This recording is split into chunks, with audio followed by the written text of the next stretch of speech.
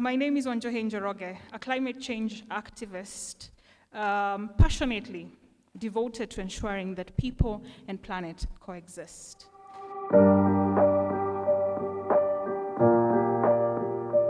Discussions on energy and geopolitics over the last 10 years have often focused on the need for energy security.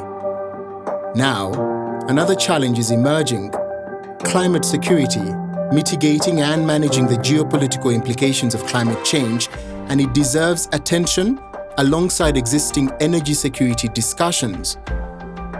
Climate change has become a threat multiplier that is exacerbating existing conflicts and has the potential to cause new conflicts around the world, ones with dire geopolitical implications. Key issues of our time, including cross-border migration, conflicts over water, and competition over territories due to melting ice, for instance, are more deeply intertwined with climate change than previously assumed. Climate change-induced droughts, such as the ones in Uganda's Northern Corridor and Kenya's Rift Valley areas, are contributing to water insecurity and leading to escalating regional rivalries, vying for control over water flows that can often be a deciding factor in determining whether a region will flourish or decline. The changing climate is also fueling interstate competition between major powers over new seaways and land masses laid bare by ice melting at the poles. As communities around the globe, especially those in poorer regions, are suffering increasingly from the negative impacts of climate change, the importance of climate adaptation is becoming more obvious. How do states respond collectively to climate mitigation in a world that is deeply divided on climate action? Is there potential for a conflict mitigation dividend? And at what level do we engage vulnerable communities at risk? And how can they best cope with the negative impacts of climate change?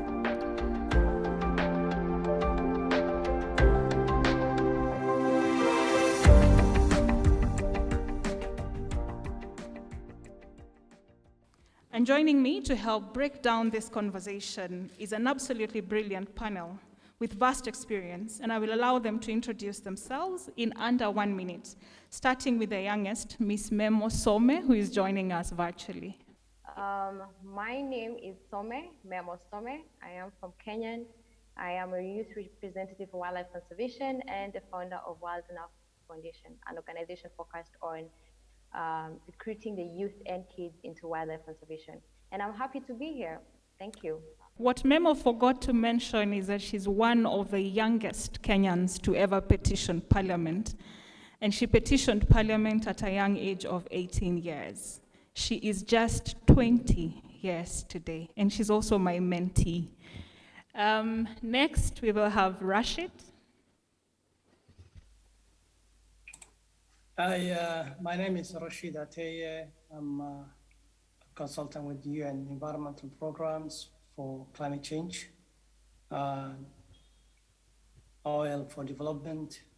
I'm originally from Somalia, but I'm joining you from London this stage, so it's early in the morning. Everybody, good morning. Thank you very much. And last but not least, we have Honorable Dr. Maria Goretti, the Minister for Karamoja. Thank you, Ms. Njoroge, and all participants in your various capacities. I am Kitutu Mary Goretti. I'm an environmental expert. I'm not an activist because I worked in government for 14 years under the Environment Authority. I was a Minister for Environment, State for Environment for around 4 years. I was a Minister for Energy and Mineral Development for around 2 years.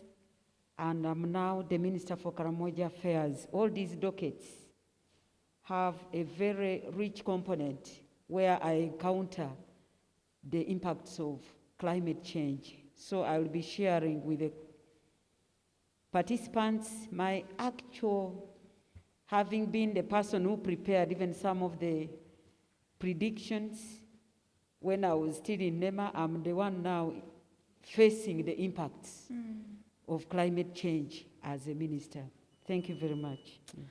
Thank you very much. And when I saw your name on the panel, I was wowed, because the Karamoja cluster refers to the area of land that straddles between the borders between southwestern Ethiopia, northwestern Kenya, southeastern South Sudan, and northeastern Uganda.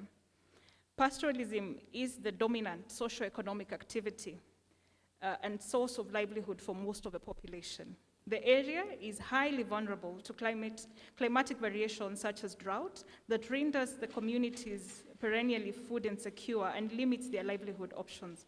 On the Ugandan side, these vulnerabilities were compounded in part by the colonial land policies such as gazettement of fertile grazing land as wildlife conservation areas and forest reserves. The climatic variations and related resource scarcity have led to frequent violent conflicts among the pastoralist community and often with non-pastoral neighbors.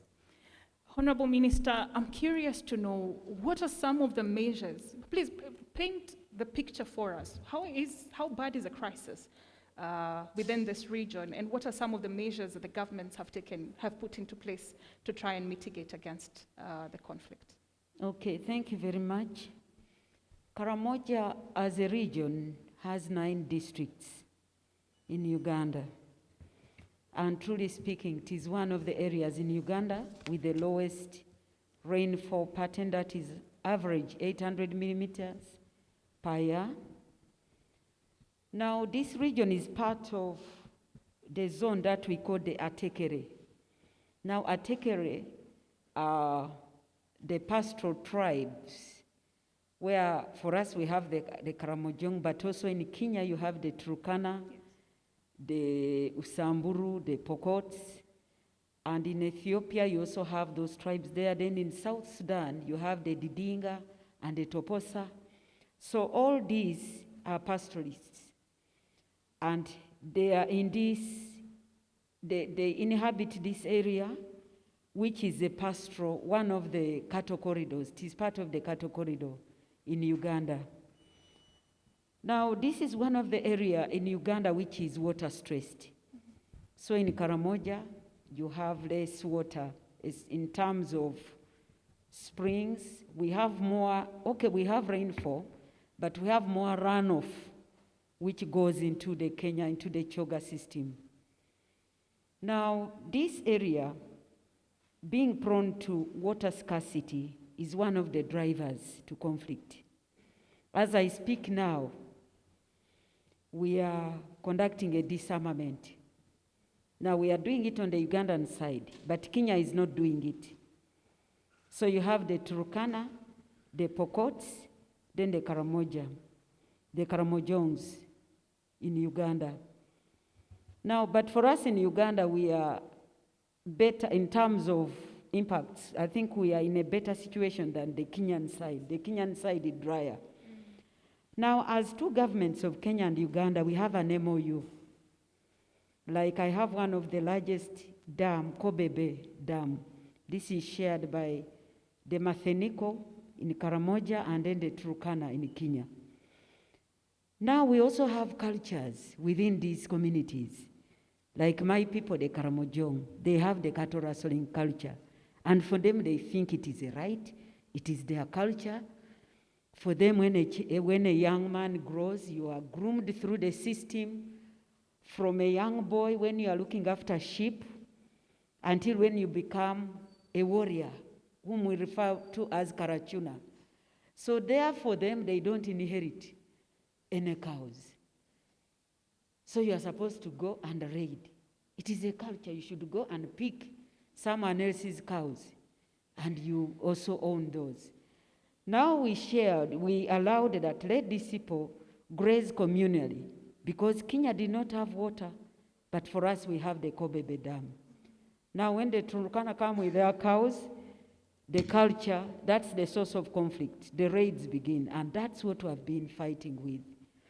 So as we speak now, we are yet to sign a framework for implementing the MOU.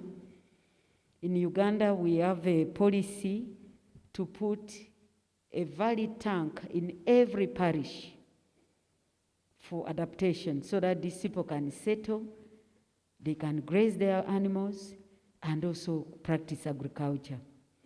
We are also restocking. As I speak now, I have about 5,000 warriors whom we have disarmed.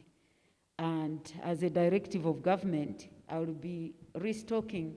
Each youth will receive like 15 goats and 1 he-goat, then iron sheets, so that they can settle and we keep them.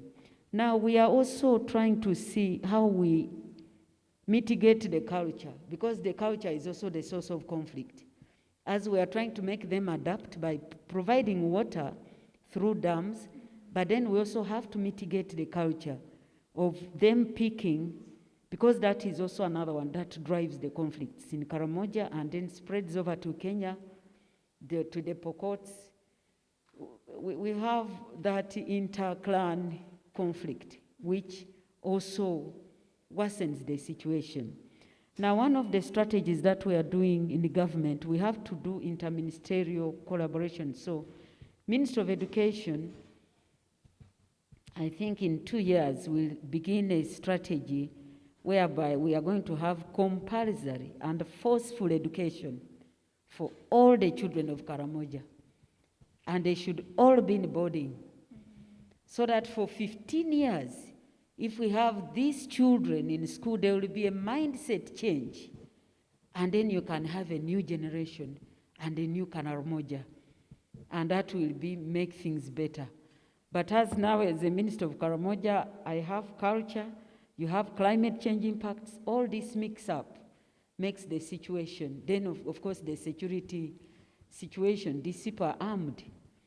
That zone also, you have the flow of arms from Somalia into Kenya, through Kenya, and you get the Karamojongs also getting the arms.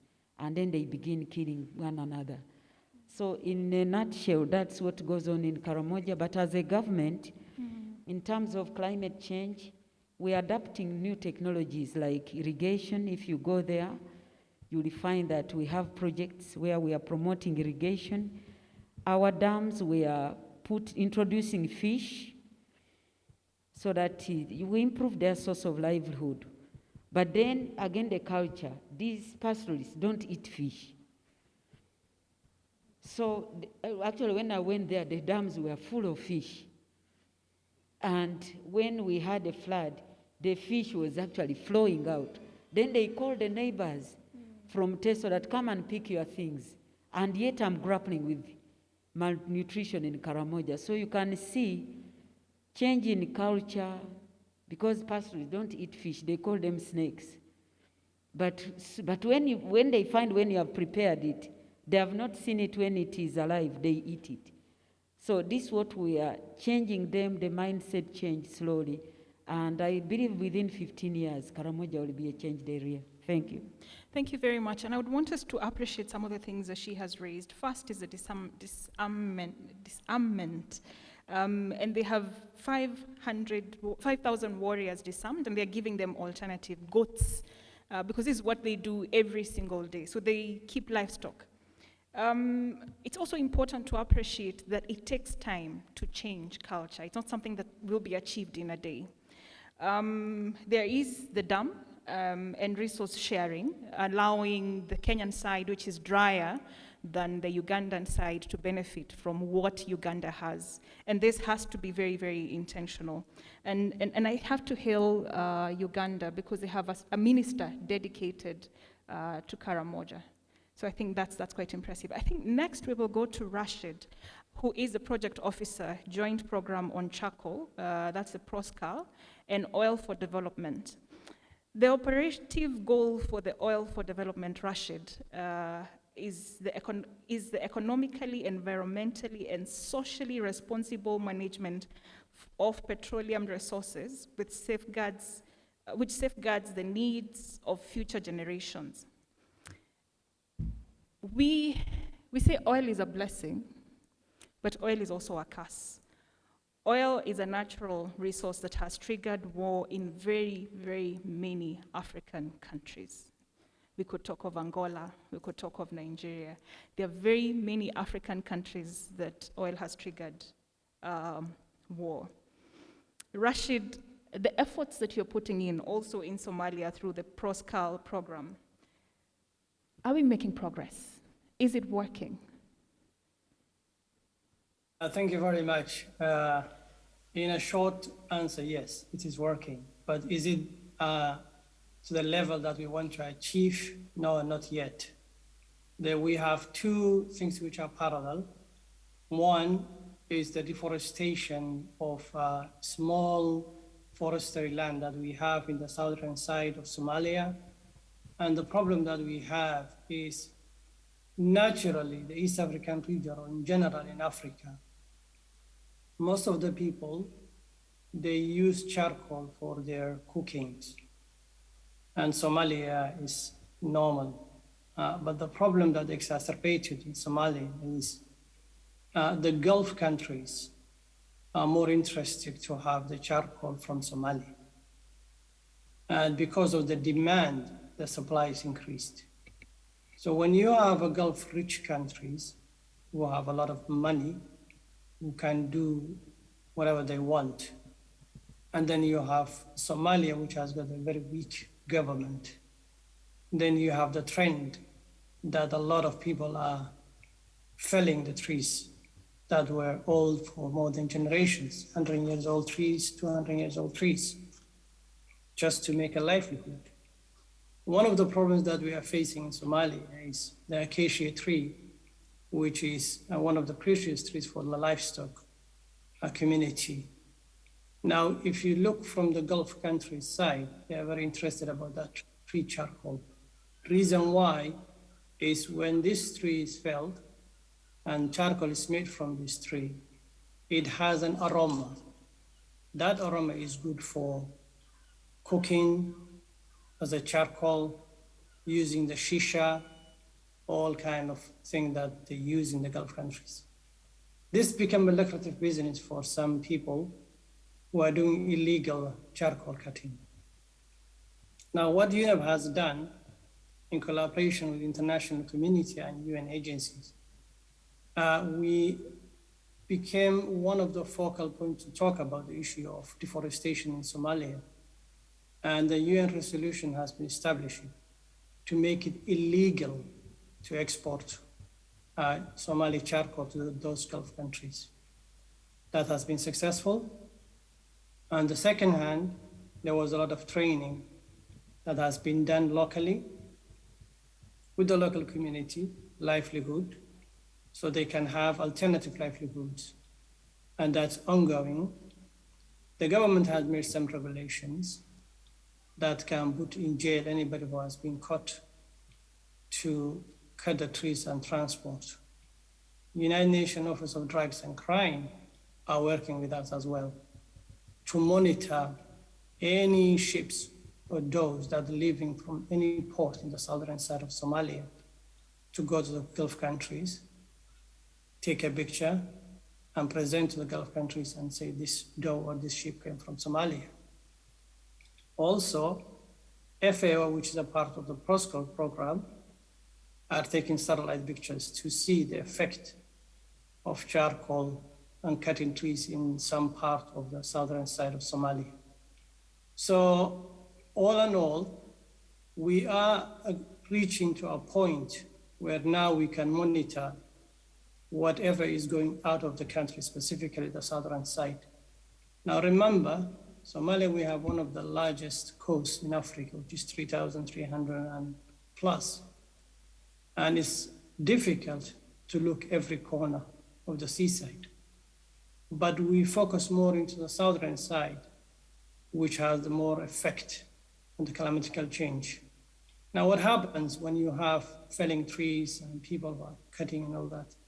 Number one, we have Al-Shabaab in that part of the country, and they're the ones who are benefiting a lot from the charcoal cutting and selling. That becomes security issues.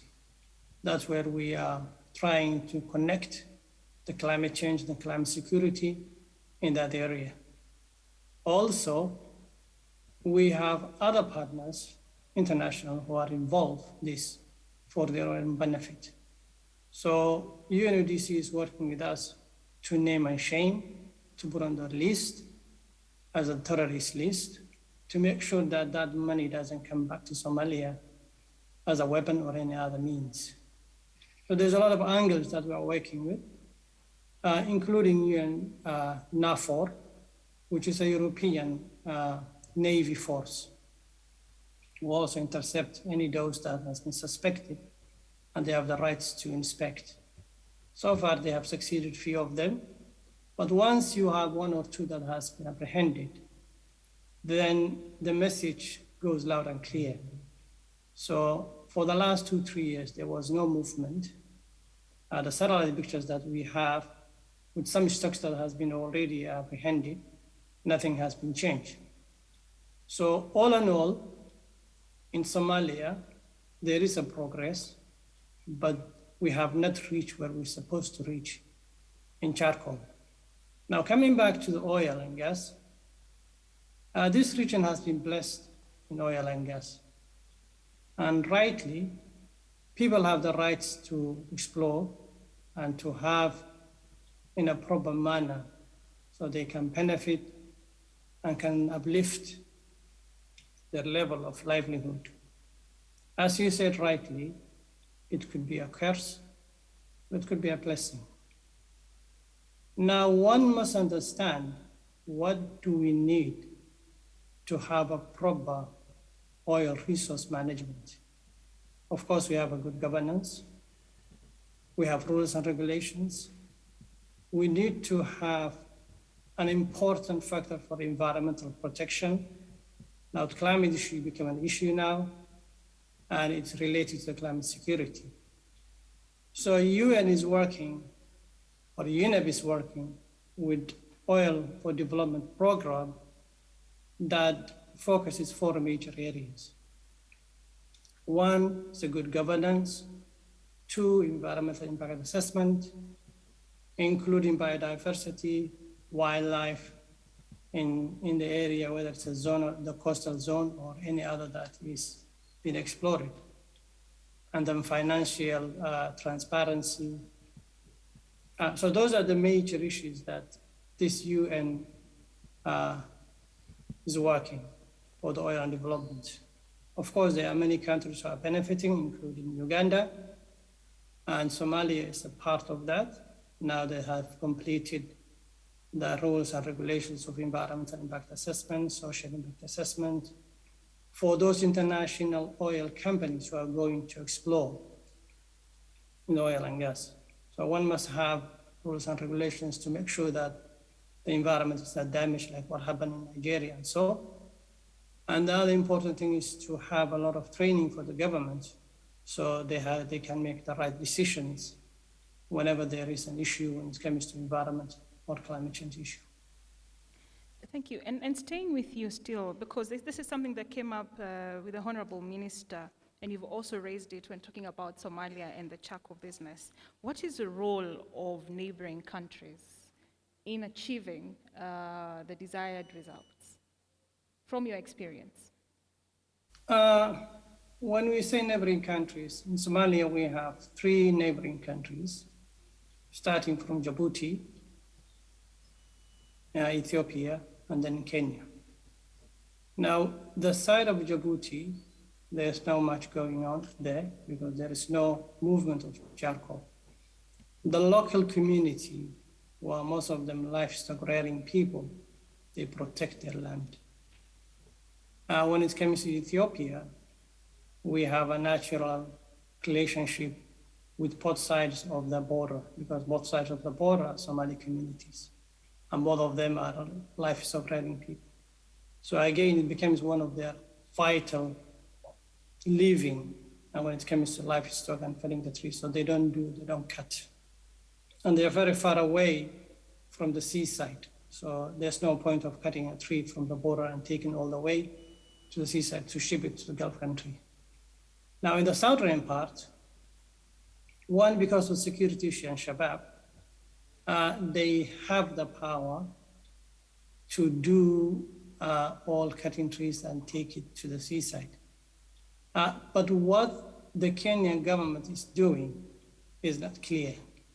There was a lot of accusations from the different participants in this program that some members of the army were involved as well or participating in this, but there was no hard evidence. And Kenya government completely rejected about this. So the problem is security issue. Because of security issue, you cannot verify exactly what is happening. When you talk about country to country, it's a different thing because we have a lot of issues in Kenya when it comes to relationship of business related. They are very cooperative, but when it comes to natural resource sharing, then you already mentioned about the issue of the sea. So there is a lot of tension now. Hopefully that can be solved soon. Thank you. Thank you very much, Rashid. And I would want us to see the relationship between climate change and things like Al-Shabaab. Al-Shabaab requires funding, and where does the funding come from? Illegal charcoal business. Last but not least, we have the phenomenal Some, who is in wildlife. And there has been conflict in a county in Kenya called Laikipia County that is triggered by conservancy. So my question to you, Some, first I would want you to shed a light on the correlation between the conflict in Laikipia and conservation. But who is more superior when we think about wildlife and human conflict? Thank you for that, Wanjuhi. That's a great point, actually. When Honorable Maria, I hope I got her name right, was speaking, I couldn't help but think about Laikipia County, where I came from, because that is the exact same thing that is happening here in Kenya, in Laikipia. Laikipia, for those who don't know, is one of the best destinations for wildlife in Kenya. And for the last few months, we have been experiencing a lot of human-wildlife conflicts. It is a hotspot for human-wildlife conflicts, but more so being a pastoralist county, the neighboring communities, due to drought, have been migrating to Laikipia for pasture and water. And what this has led is conflict with the settlers, and they have been invading conservancies and national reserves. And the predictions of what might happen in the next few months, if not any action is taken by the government, is there will be high rates of poaching, which had declined for some time here in Kenya. Why? Because a lot of these communities are looking for ways to sustain their livelihood. However, because of climate change in the northern part of Kenya, with the Samburus, the Pokots, the Turkanas, migrating into Laikipia and invading the wildlife, they understand the value that comes with wildlife. And therefore, what we fear as conservationists is there's going to be a high rate of poaching in the next few months. And to combat that, KDF, Kenya Defense Forces, has been taking action in trying to engage the communities and to understand what could possibly be the problem and what are the potential solutions. But this is a case that has been going on for years. It's just currently that it is peaking, and therefore it needs to be discussed even in Parliament, because in the next few years Kenya will be going to election, and with the tribal issues that is happening in Laikipia, it is a red flag that we need to cater for right now. So human-wildlife conflict is something that has a very strong correlation with climate change. And this can also be experienced not only in Laikipia County, but also in Nairobi. Nairobi has the only national park in the city, Nairobi National Park. And regardless of its distinctiveness, the park itself has experienced immense environmental destruction. And that is what the petition was about, the petition that Wanjuhi just mentioned. In 2019, we carried out as well now Foundation and the youth in regards to saving Nairobi National Park from ecological disaster. And the reason to this is because the park has been going through a lot of infrastructure encroachment. We have the SGR railway passing through Nairobi National Park. We have the pipeline passing inside Nairobi National Park. We have the power lines passing inside Nairobi National Park. Currently, the migration corridor for the wildlife has been closed in the southern border, interfering with the migration during different times for the wildlife. And all this is still something that is continuing, as many people are preying on Nairobi National Park, regardless of its prestigiousness on a global scale. And for a very long time, I remember we were discussing this with a colleague of mine that when you were kids, we will go for game drives and you will see most, if not all, of the wildlife in Nairobi National Park. But right now, if you go to Nairobi National Park, you will see maybe just the herbivores, and maybe if you're lucky, a giraffe. And the reason to this is because we have not centered our policies on sustainable urbanization. And therefore, it reflects on our wildlife and our ecosystem here in Nairobi. And this can be seen in other countries as well, and also in Laikipia with the biodiversity. Currently, something that we are going to be having a high rate of extinction with is with the bees, yet bees are one of the most important features that we need in terms of pollination. And in Laikipia County with elephants, human-wildlife conflict with elephants, we are trying to set up beekeeping to overcome human-wildlife conflict from the elephants, but to also grow the number of bees and also to sustain communities in Laikipia. So it is something that we need to think through in terms of policy. And one thing that we are emphasizing on with the youth is to also engage themselves in terms of environmental law and policy and advocacy. I am studying policy and advocacy as of now to be able to counter these issues, to be able to pioneer for the change that we need with our wildlife in regards to climate change. It is a long way to go, but as of now, the awareness and the advocacy that has been done so far, we can tap ourselves on the shoulder for that. Yeah. Thank you very much, Some. And I think listening to you speak, and I know majority of the people in this university and in this room today are young. We are told that the future belongs to us, but I want to say the present belongs to us, and we have to take action. She talked about environmental law. There is a huge gap in environmental policy formulation that needs to be filled. She talked about sustainable beekeeping as an alternative way of, a source of livelihood for the people of Laikipia. And even when you think about forests, I'm very, very passionate about forests myself, and I have done a bit of work. I fought for forests in Kenya, 2018, that led to a ban of harvesting of logging in national and community forests. And climate action cannot be punitive, and human beings have to coexist with nature. So what's the alternative source of livelihood that helps us preserve nature, but also human beings benefit and continue to live? I'm going to open the floor for questions in case there are any questions in the audience, both virtually and in the room. Please shoot them. But in the meantime, as we wait for that, allow me to come to you, Honorable Minister, with all the experience that you have. I'm very, very curious. What are the lessons that can be learned to address climate and environmental conflicts? What have you picked out as some of the solutions that we can borrow from your experience? Now, from my experience, lessons which I've learned, which can at least reduce the climate change conflicts, should be having policies in place which work and also enforce them. Also, the laws should be enforced.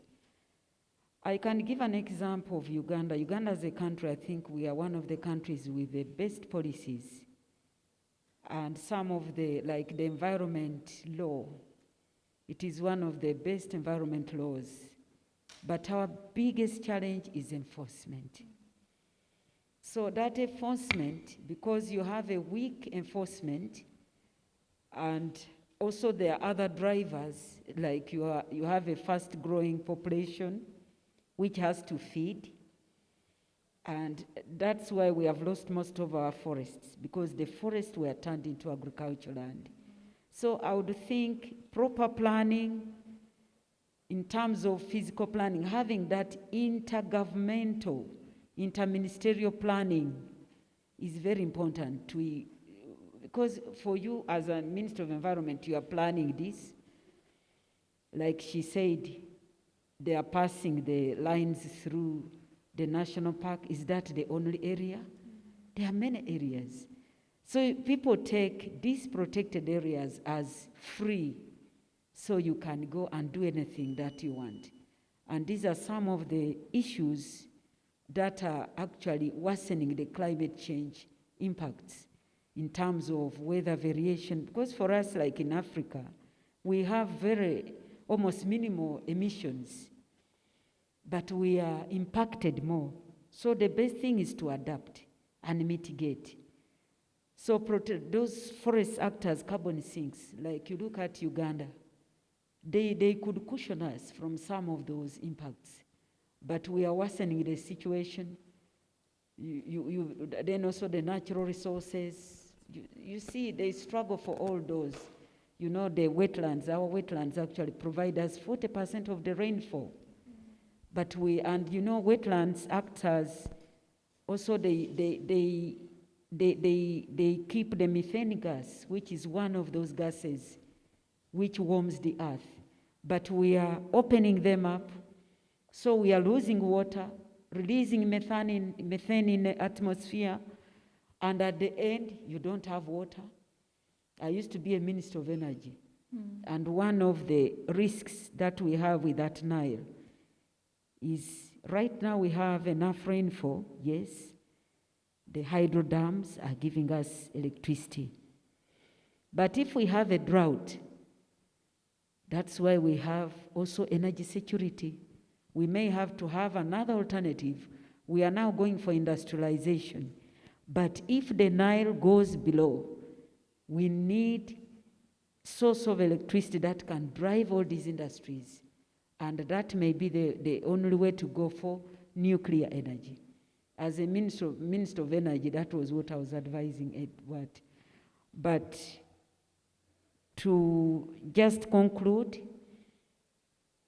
as Africa, we need to work as a bloc, because you find others are putting in effort.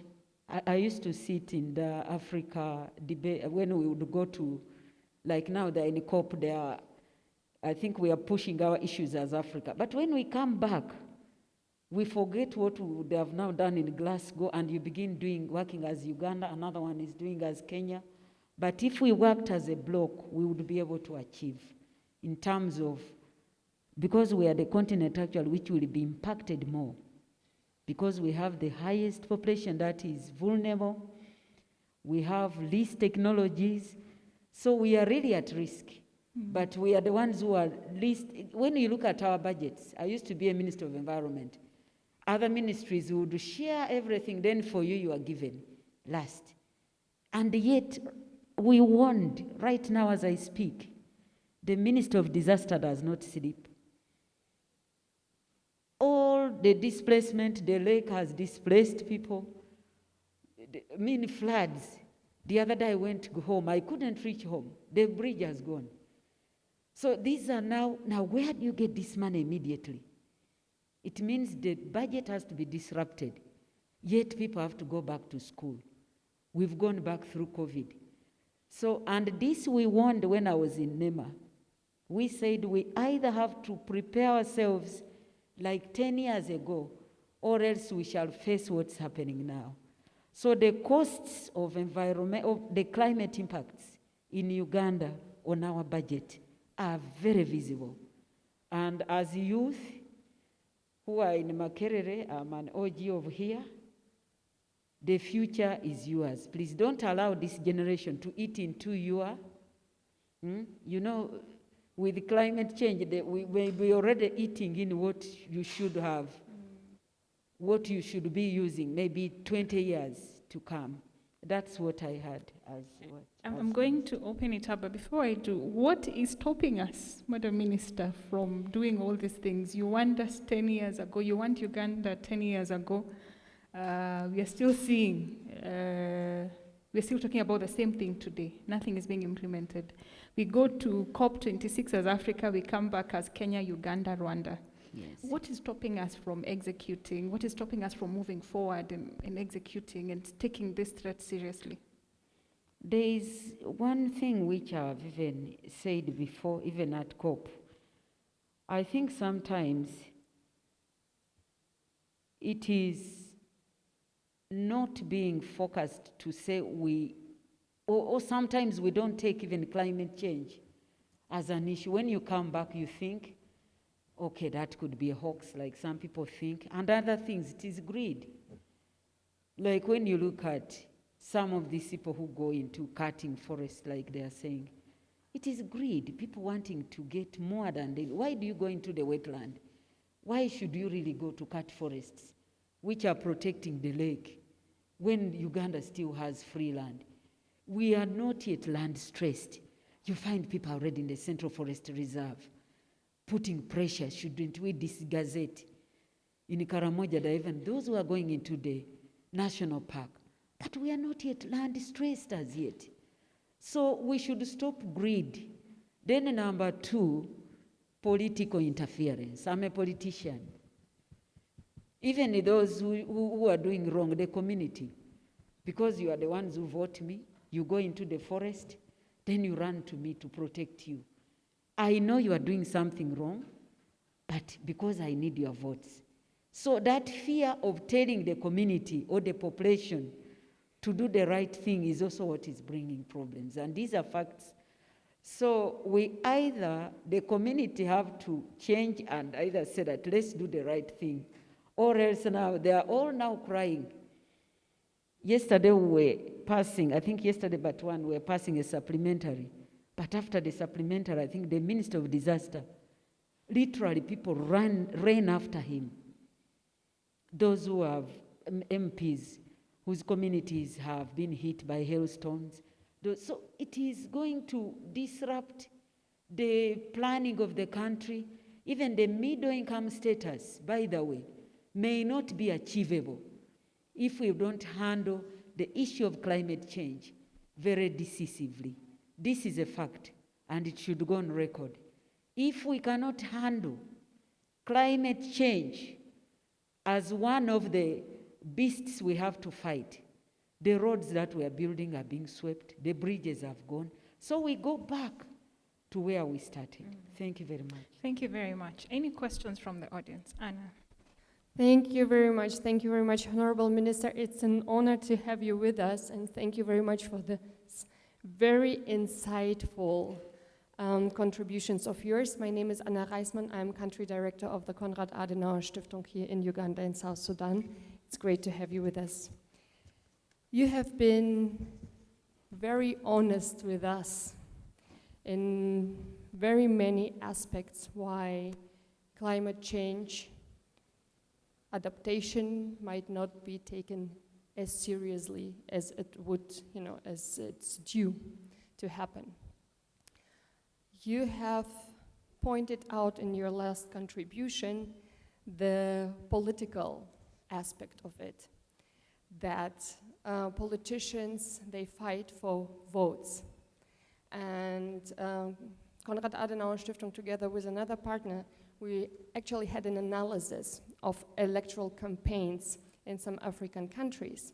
And just to look into when a politician runs a campaign or talks about climate change in his or her political campaign when going into elections, we found out that these politicians are actually rather not to be elected. So when a politician comes with a topic of climate change, it's something that is not taken seriously by the population, and they think that these political actors do not really address the topic that is of importance to them, because they do not see the climate change issues as a bread and butter issue. They think they have so many real problems that talking about climate change is just something, out of the academic universities. So I think it is on the time to also understand how to approach this topic, how to make people understand that it is indeed a bread and butter issue, how to break it down into a language that makes also the population, the voters, understand that the impacts of climate change are really, very, very felt in their own life, and they just do not make this connection. And I think it's very difficult to do so when we talk about the percentages and how the temperature will rise, because one cannot connect to it. So I think it's also on the time to find the right language to reach out. Then you have been also talking about how many ministries are actually involved into the problem solutions that come out of the climate change. You have been mentioning the Ministry of Disaster, of Ministry of Environment, your own ministry. So all of them are already playing a role in adaptation and in mitigating. Then you have mentioned the international level, and we had yesterday a conversation on vaccines, and we were asking, so why is the COVAX facility not as successful as it could be, although the WHO is really willing to do it, to make it a success. And our experts were telling us, well, there is not enough mutual trust also into international cooperation right now. The states just do not trust each other, and the willingness of cooperating is also quite low. So, and this is also true, I'm afraid, for climate change. And last but not least, we today put not only the topic of climate change and the consequences of climate change on the agenda, but also the crisis that the adaptation mechanisms and strategies could actually initiate or cause. Because if we have an adaptation to certain climate change impacts on the maybe local or national level, and we know we need the international or regional international community to get into it, so the risk is that while trying to mitigate the issue of adaptation to climate change impacts in your own country, you might cause new conflicts with neighbors. So how this is taken into account right now. And I'm sorry for this long comment, but I just wanted also this young audience to understand basically what the value of what you have been mentioning, because I think it's on them also to understand when now the politicians go and talk about environment, do not just dismiss it. And the young population in this country is the majority. So I think they should also, get prepared to a different discourse. Thank you very much.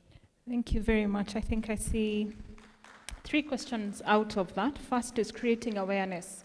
How do we educate the citizenry on the threat, the climate threat, and also the opportunities that exist in climate action? Working together, the ministry is involved, the country is involved. How do we begin to trust each other? And then number 3, and most important, the crisis likely to come out of adaptation or mitigation that individual countries take up. How do we ensure that by solving one problem, we are not creating 10? And she raises a very important point on the youth, that Uganda is actually one of the youngest countries globally. Over to you, Minister. And then please keep your questions short so that we have 15 minutes. Let us utilize them well. Over to you, Madam Minister. Thank you very much for making some of those observations. Yes, the issue of mindset change is something very important. And you know, whenever we talk of mindset change, people think you go for the communities, those local people. But we may need mindset change, beginning even from the decision makers, so that people, and this is, when we begin thinking that we need to put money where it should be put, then you can be able to avoid some of the expenses that we are going through. I can give an example. Right now, we are paying a lot of money in terms of repairing bridges. I think the Minister of Finance will have to come up with that. But that should have been avoided by just putting money to make and we protect the catchments. So planting trees would have been cheaper than now repairing bridges. Now, these are some of the things which you need to make sure those who make budgets, the parliament, and you know the parliament keeps on changing. You mentor some, you get a new group. So it is actually something, when you raise it, it is a very serious thing. Now, countries not collaborating. This, I've been a minister. I've led delegations to COP. We debate as Africa, we come back, even our immediate neighbors. You don't have any. Even the East African Community protocol, you don't really see those synergies where we are really committed and working. We say, please, let's protect this as East Africa. Now, once we come back, everybody goes to Uganda, another one goes back to where, and we begin from where you stopped, working as Uganda. You only reach at the border, peep the other side, and come back and work as Uganda. And I think this is where we really need to improve, because, like you said, there are certain things that you can do, it will affect another country. I can give you another example. We have River Semuliki, which is silting Lake Albert at a very high rate. So the water is rising, and we have around 3,000 people displaced. And the only area where we have to take them, there is no land, because this is like a gorge, you know, that is in the Albertine Graben, and there was that rifting. The only area is to go for the national park. Now, the national park, our constitution does not allow any degazettement of a national park. So you now have to go back to parliament to change the law in order to have these people displaced, who have been displaced. And these are fishermen. We said, can we take you somewhere else? No. For us, we want to be on the lake, because our livelihood is fishing. So you can see something that started as degradation in another country has created a chain of problems in other countries. So what you are mentioning, we are seeing them as live examples. And this, we now need to talk to one another as countries so that we can be able to solve those problems. Thank you. Thank you very much. I want to take questions for the other two panelists. Yes, thank you very much. My name is Gaderi Collins, and I'm the youth chairman, Chiyandong District, and also an activist. I come from an oil-rich region of Western Uganda, and there is a lot of climate change activities that are taking place in that particular region. Of recent, we led a campaign against Bugoma Forest, which was Save Bugoma Forest, whereby the government of Uganda was trying to give it out to investors of Hoima sugar and so on to plant their sugar canes. Now, here, Honorable Minister says that our government has the best policies in the whole of East Africa and Africa at large. But to my dismay, I would really to bring it to her attention that which kind of policies would you think that they are best, and yet they are giving out the forest that would save the nature of our people in the country. Then too, we have seen a lot of displacement of people in our region. For instance, that there is the Kingfisher oil pipeline that is going to start in the next few months or years.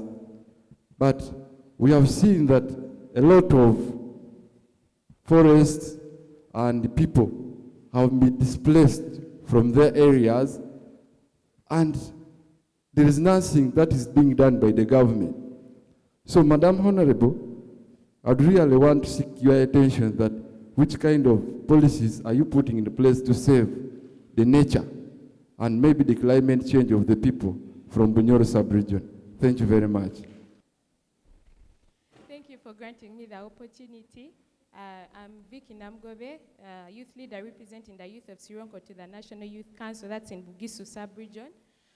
Basically, I was watching the news of late concerning the COP26 at Glasgow, and one of the things that caught my attention was the issue of climate financing and climate budgeting.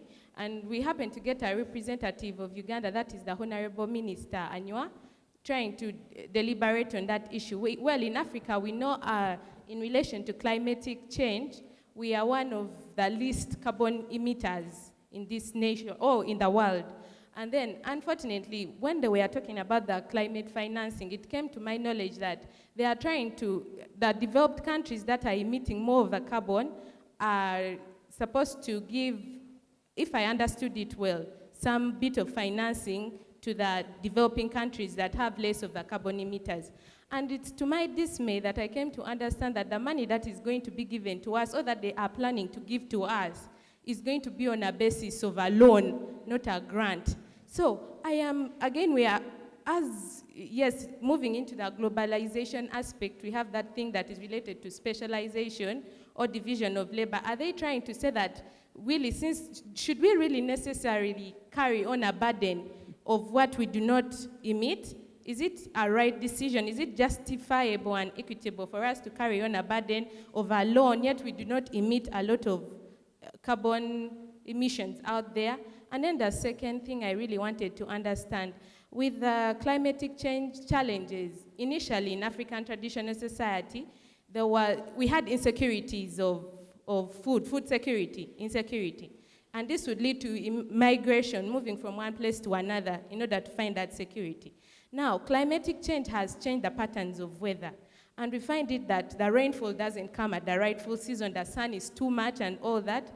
In Sironko, in my district, we had 5 sub-counties that were massively affected by the excessive rainfall, and we had terrible landslides. People were displaced, and people are still suffering. We have food insecurity. So as Africa, what are we doing? Or let me break it down to Uganda. As Africa, what are we doing to gain the food security that we really need in times of disasters when they come about? In African tradition society, we had granaries.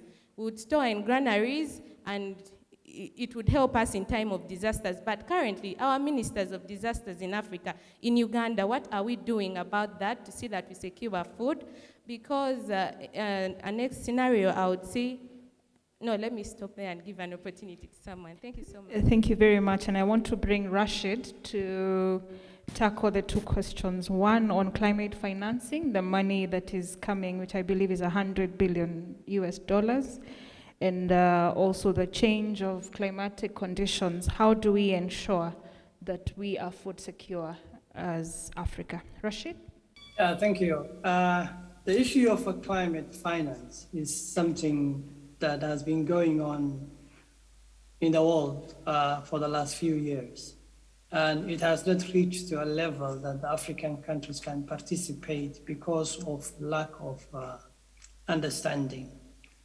The problem that we have in Africa is when it comes to the issue of carbon credit, or when you talk about carbon sequestration, then one has to understand the means and the mechanism that this system can work. Now, if you have a system that you don't understand, then it becomes problematic to get a benefit. There are a few countries in East Africa region that started to benefit slowly and on a small scale, but still there is a long way to learn and to make it profitable according to their own needs. Now it's like a flip of coin. It can be a problem and a burden when it comes to a loan, and it can be a beneficial when it comes to a grant.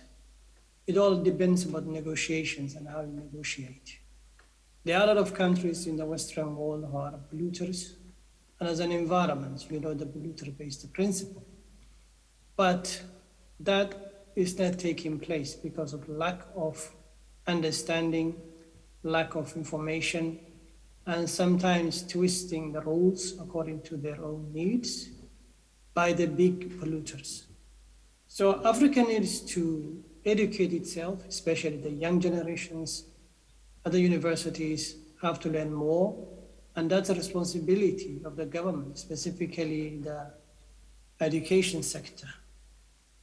The other thing is that the negotiations between the African countries and those global big companies who are polluting, they have to have a good negotiations of how are we going to tackle the issue of climate and climate change, because it doesn't have any border. So when you don't have a border, if somebody pollutes in Sweden something, it comes to Africa. So in that sense, there has to be a good communication, good understanding, and a good negotiations.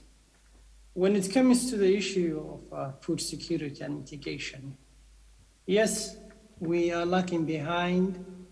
As rightly the minister said, the ministers of disaster and environment are the least ministers who will get funding, or they get budget, or they get the least budget. But when something happens, is when everybody says that, okay, where do we go and how do we get the money to solve the problem? And that mindset has to stop, and that has to be changed. And I think where to start is from the education point of view.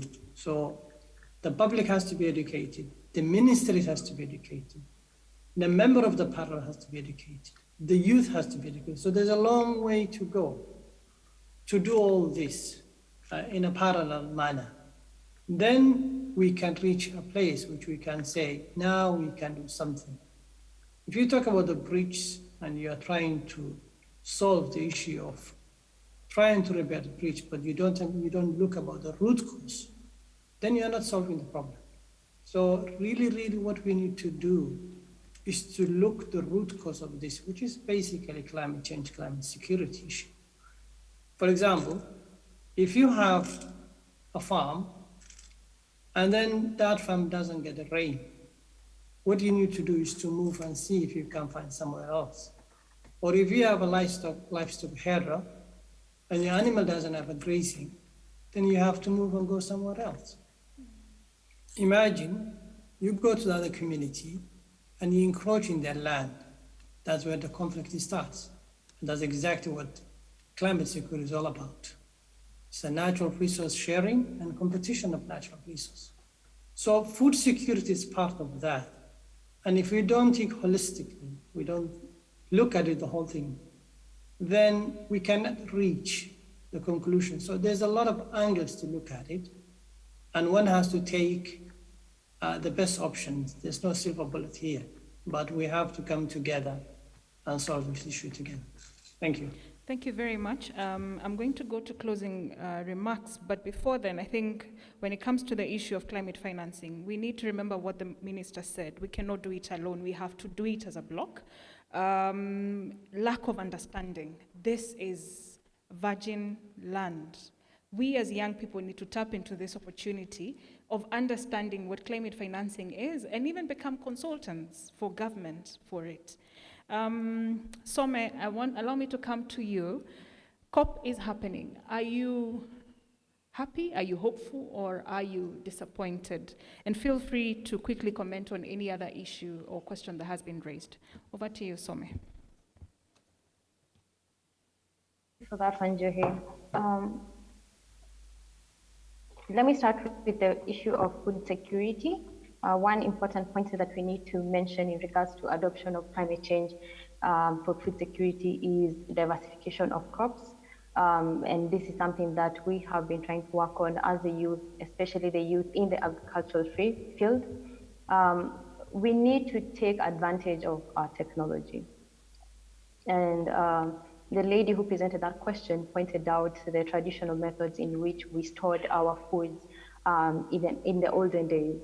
But currently, we can plant more foods and fruits, not depending on the season, but depending on the technology that we use. And therefore, that has become one of the mechanisms that we are focusing on for food security in relation to climate change. And in addition to the COP26, there is a lot to say about the COP26 this year. As a youth, I wouldn't say it was a successful event. And the reason to this is because the youth have been a very big component in terms of climate justice with advocacy.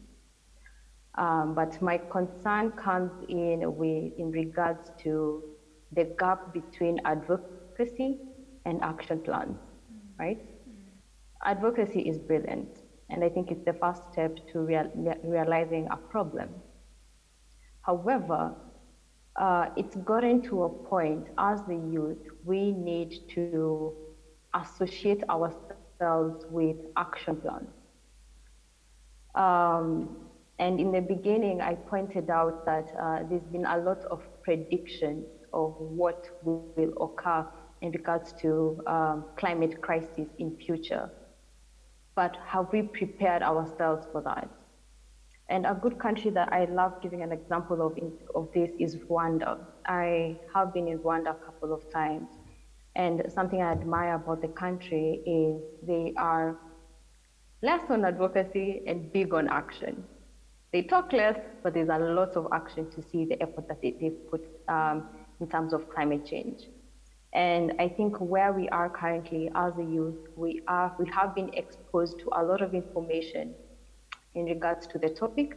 We know how to combat these issues. However, we have not been linked to being part of solving the problem. And therefore, what was happening this year's COP was, from a youth perspective, there was brilliant advocacy.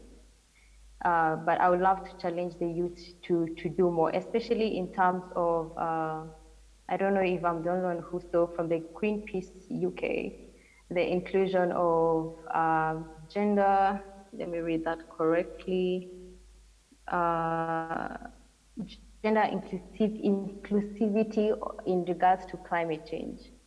And another challenge that I just want to give to the youth out there is, you're talking about inclusivity of gender, especially in climate change. A note that I pointed out was all the keynote speakers were ladies. And this is just something for the boy child to think about, that they also need to up their game in regards to being part of solving climate change. Thank you. The solutions that were presented by our leaders are brilliant solutions.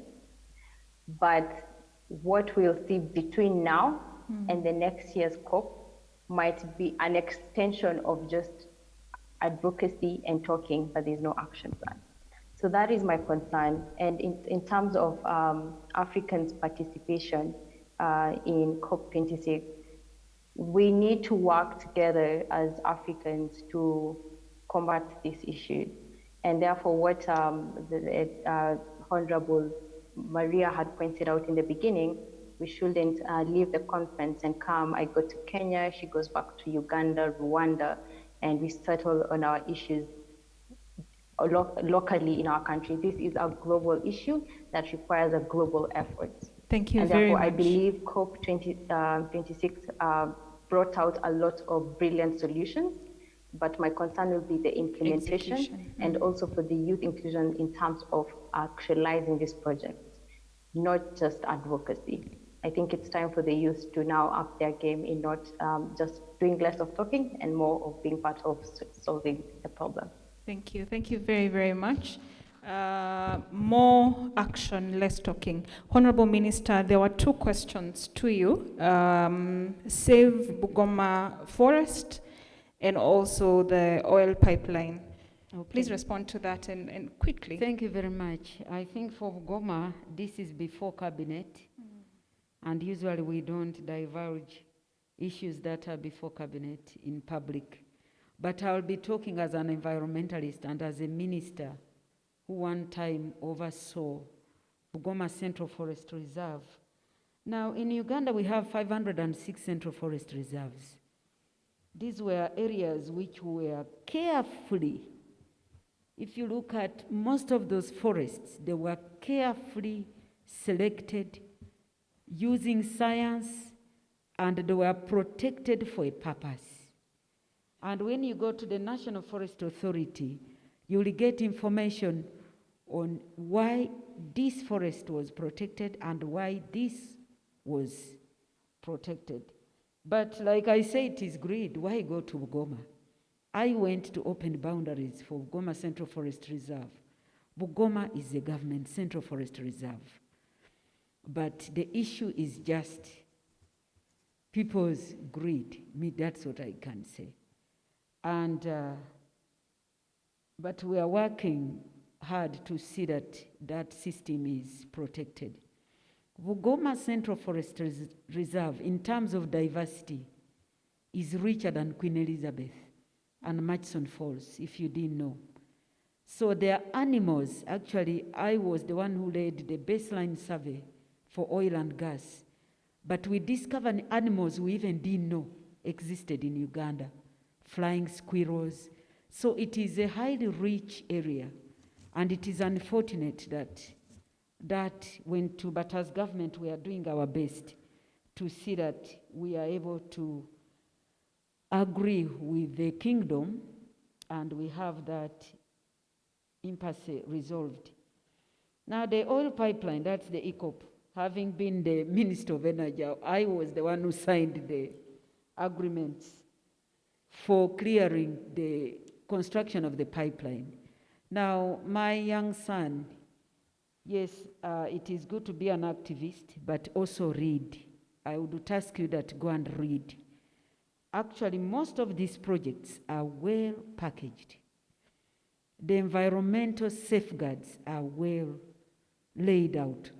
So they are I'm even more worried of projects outside the oil world than what is there. They are very, like now look at Kampala. I'm more worried of Kampala than the Albertine Graben, because there, what Total is doing, Total is an international company which cannot compromise its standards. So don't allay your fears. I know there are NGOs which have been but come and you'll be able to get the right information. So that the oil pipeline will go through, and it was carefully selected, the route. We did what we call a sensitivity analysis, environmental sensitivity analysis. So it avoids environmental sensitive areas. So that is a way of mitigating some of the impacts. So bringing hope for those who may have been reading on social media that, the pipeline is going to bring this. I would only task you, the youth, that prepare to go and get jobs in that area. Because I saw an advert where they are asking you people to apply, but I had to, I'm a member of cabinet, and say, you cannot begin asking Ugandans who have never owned oil for 20 years experience. Where would we get the 20 years experience? And here we are going to put a spirited fight to see that you get those jobs. So that's what I would task you to do. But in terms of environmental protection, the oil activities are well cushioned and don't have any worries. Just only fight for your jobs. There are many jobs there, and when I was a Minister of Energy, I was fighting to see that the local content, we have at least 33% of the jobs ring-fenced for Ugandans, more especially the youth. Thank you. Thank you very, very much. That's all the time we had, and thank you for being an awesome audience. God bless. I think all that is pending is a photo of me and the minister. Over to you, Program Director. So the mistake we make, we who are or claim to be experts, is assuming that the people we are talking to do not understand or do not know or do not feel climate change. So we insist on alienating them instead of making them part of the process. And allow me to shed light on this. When I started the Save Our Forest KE campaign, it was the community that reached out to me and told me to come and help them fight and save our forest. But when we started, we left a gap. We did not move together with the community. So we started fighting, leaving out the community, and that is what our opponent, the timber millers, and those who were working in government, colluding with the timber millers to mutilate our forests, used. Because they came in and said, these ones are privileged. They want to take away your only source of income. And the village elders, in their wisdom, called me and said, you know, what you're doing is absolutely brilliant, but you're taking away a source of income and leaving out, and not giving us an alternative. So you need to come together, sit with timber millers, sit with the communities that live around forests, and find a lasting solution. And so that's what we did. And I remember one of the meetings we went to, and people were not appreciating. They didn't even know some of the things we were saying. They didn't know avocado trees were alternatives. They didn't know beekeeping was an alternative. They didn't know tree seedlings was an alternative. They did not know that lightning can kill somebody because we have never been exposed. We've been surrounded by forests. But I think 2 years ago, somebody died from lightning because they had cut down trees. So there was nothing to stop it. And when you start talking about these things, the minister talked about flooding. Flooding affects them. They have to be displaced. So we need to come down to their level. I remember when you were running the Save Our Forest KE campaign on social media, we used dirty cars and we would say, wash me. Soon and very soon there will be no water to wash your car.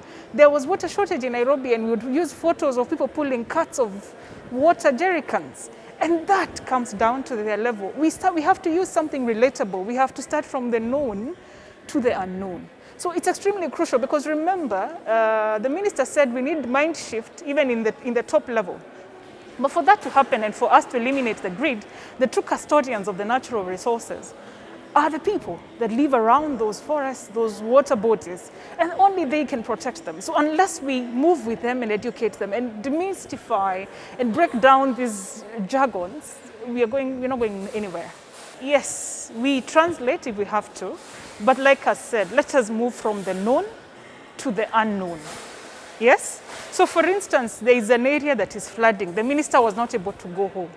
What caused it? That is this is the right time to go to them and say, the reason as to why this is flooding is because we have cut down the trees in this forest. Okay.